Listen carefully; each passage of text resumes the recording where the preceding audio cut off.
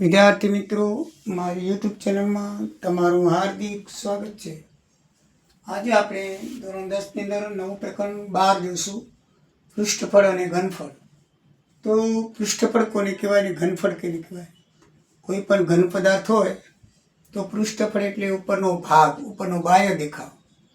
બરાબર છે. તમારી અંદર આપણે માનો કે તમારે ટાંકી હોય પાણીની, તો પાણીની ટાંકીને કલર કરવો હોય, અથવા ભમરડો હોય, ભમરડાને કલર કરવો હોય, અથવા તો કોઈ તમારી કને ચોરસ લંબઘન એવો કોઈ આકાર છે એને કલર કરવો હોય તો બાહ્ય સપાટી ઉપર કલર થાય.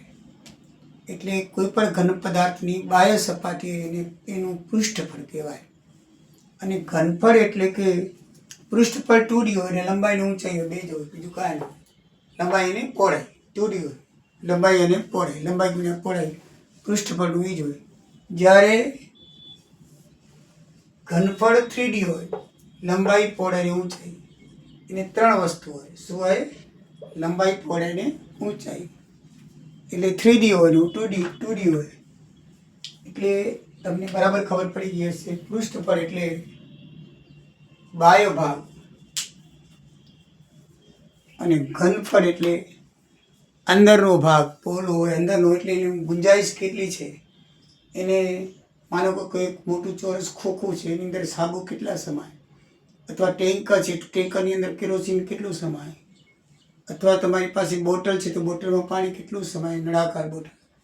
તો એવું જે કેપેસિટી દર્શાવતું હોય, એની ગુંજાઈશ દર્શાવતું હોય, એને ઘનફળ કહેવાય. અને બાહ્ય સપાટીને પૃષ્ઠફળ કહેવાય. તો અનેક પ્રકારના ઘન પદાર્થો, જુદા જુદા પ્રકારના ઘન પદાર્થોના સંયોજનથી બનેલા હોય છે.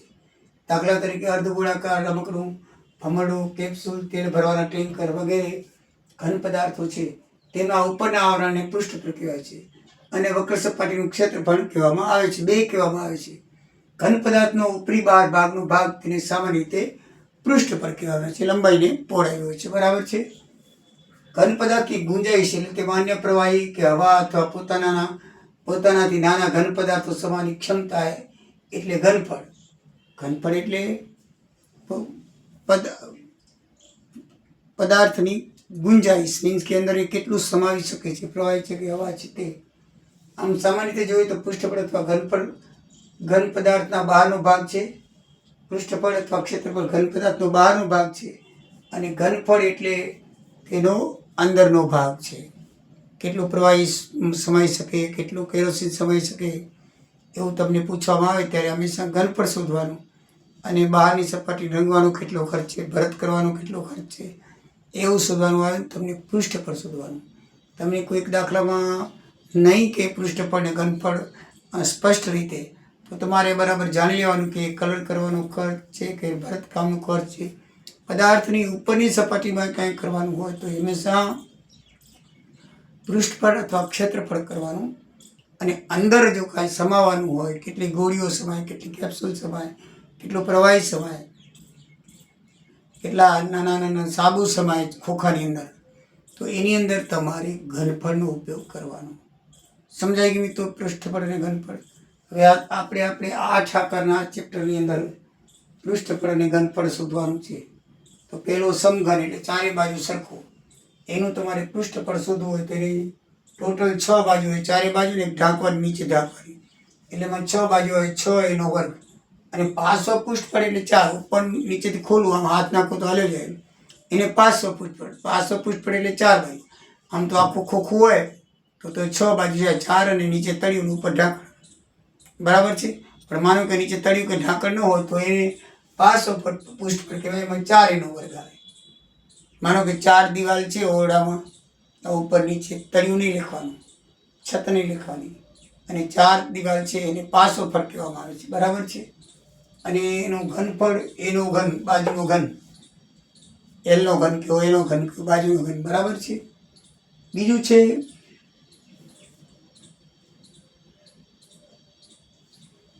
બધે આપણે એલ વાપરી છે તો એલ જ કરી નાખીએ.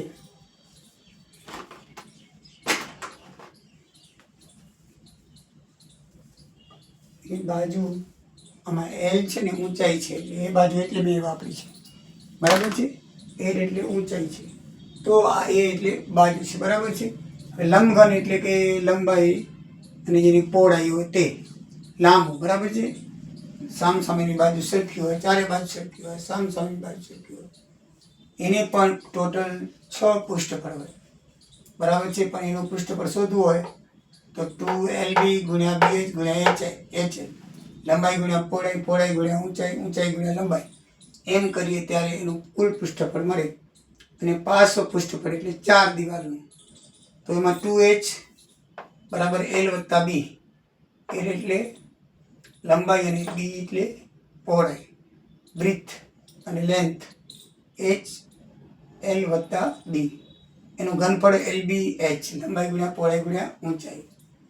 ત્રીજો આવે છે દોસ્તો નળાકાર. નક્કર નળાકાર, અંદરથી પોલો નહીં એવો પોલો આવશે. નળાકાર, નક્કર નળાકાર. તો એનું પાયાનું ક્ષેત્રફળ એટલે એને પાયો હંમેશા વર્તુળ હોય, ઉપર અને નીચે 2 વર્તુળ હોય. બરાબર છે. એટલે વર્તુળ એટલે પાયાનો સ્ક્વેર થાય. શું થાય? પાયાનો સ્ક્વેર. અને વક્ર સપાટીનું ક્ષેત્રફળ એટલે કે ખુલ્લો નળાકાર, ઉપર નીચે કાંઈ ન હોય, ઢાંકણ ન હોય, તો એ 2πr થાય. શું થાય? 2πr. અને કુલ સપાટીનું કીધું હોય તો ઉપર નીચે ઢાંકેલું હોય તો નળાકારની કુલ સપાટી બરાબર 2πr કૌંસમાં h વત્તા r, કૌંસમાં શું આવે? h વત્તા r. જો ખાલી સપાટી નળાકારની હોય ને એને 2πr જ કહેવાય. શું કહેવાય? 2πr જ કહેવાય.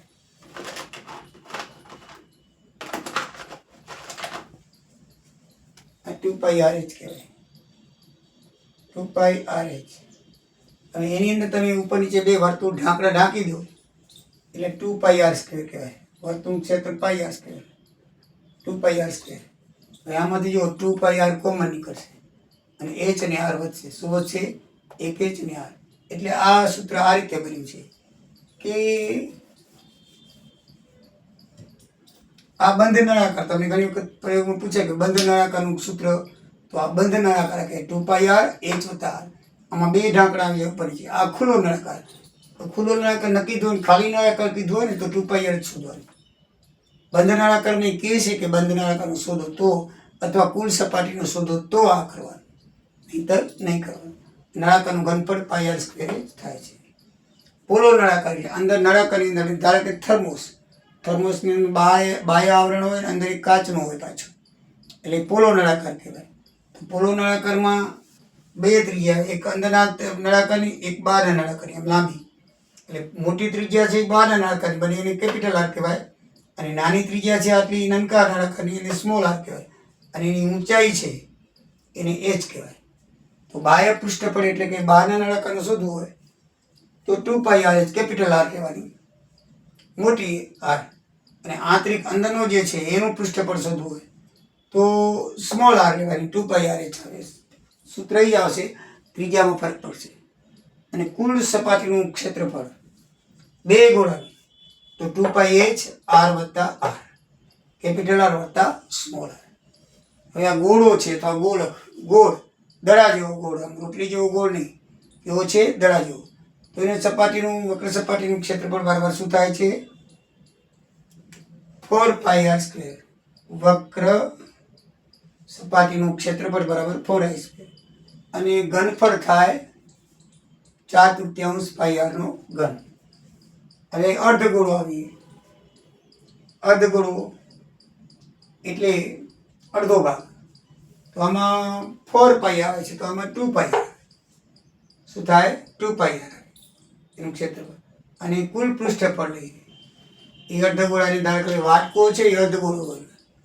વાટકો છે શું છે? અર્ધગોળાકાર છે. વાટકાને તમે ઢાંકી નાખો છીબાથી ગોળ, એટલે શું થઈ જાય? કુલ પૃષ્ઠફળ એનું ત્રુળ એટલે વર્તુળ ઉમેરાય. એટલે શું થાય? 3πr square. શું થાય?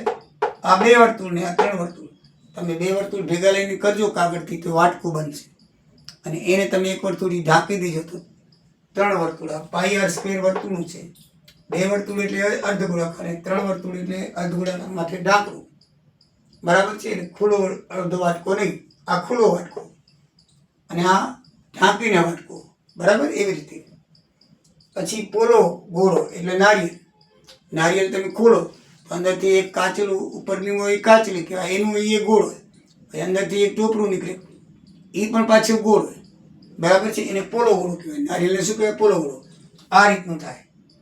એટલે આ જે છે એ કાતલીનું થાય અને અંદરથી ટોપરાનું થાય. એટલે બે બાયો, એટલે બાય કાચલીનું આપણે મીન્સ કે પોલાગડાનું બાયનું લેવું હોય તો 4πr², અને આંતરિક લેવું હોય તો 4πr² નાની અને ઉપરની મોટી. આંતરિક એટલે અંદરનું, અને બાય એટલે મોટી આ ત્રિજ્યા લેવાની, બાકી કોઈ ફરક નથી. 4πr જ આવશે, 4πr જ આવશે. પછી ઘનફળ બરાબર 2/3 πr નું ઘન. શું આવશે? ઘનફળ બરાબર 2/3 πr નું ઘન. પછી ત્રીજો આવે છે શંકુ આકાર. 8મો આવે છે શંકુ આકાર. તો શંકુ આકારનું ક્ષેત્રફળ બરાબર, શંકુ મિત્રો ટોપી વિદુષક જેવી થાય.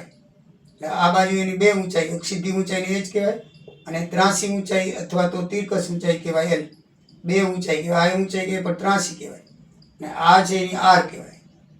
તો એનું વક્ર સપાટીનું ક્ષેત્રફળ શોધવું હોય તો πr થાય. પણ ઘણી વખત એની અંદર તમને એલ નથી આપતા, એટલે તિરકસ ઊંચાઈ ના આપે તો તિરકસ ઊંચાઈ શોધવા માટે તમારે આનો સ્ક્વેર વત્તા 1નો સ્ક્વેર બરાબર એલનો સ્ક્વેર કરવો પડે, તો એની લંબાઈ મળે. કારણ કે લંબાઈની જરૂર આપણે વક્ર સપાટીમાં પડે. πr l, તો એલ ના આપેલી હોય તો એલ તમારે આ સૂત્રથી શોધી લેવાની. આનો સ્ક્વેર વત્તા 1નો સ્ક્વેર એલ, અને કુલ પૃષ્ઠફળ કીધું હોય તો πr કૌંસમાં l વત્તા r નું સૂત્ર તમારે લગાડવું પડે. તો મિત્રો આ રીતે ઘનફળ પૃષ્ઠફળને કોને કહેવાય અને એના સૂત્રો શું છે એ તમને શીખવાડ્યું. નેક્સ્ટ વિડીયોથી એના દાખલા શરૂ કરશું. જય સિયારામ, જય દ્વારિકાધીશ.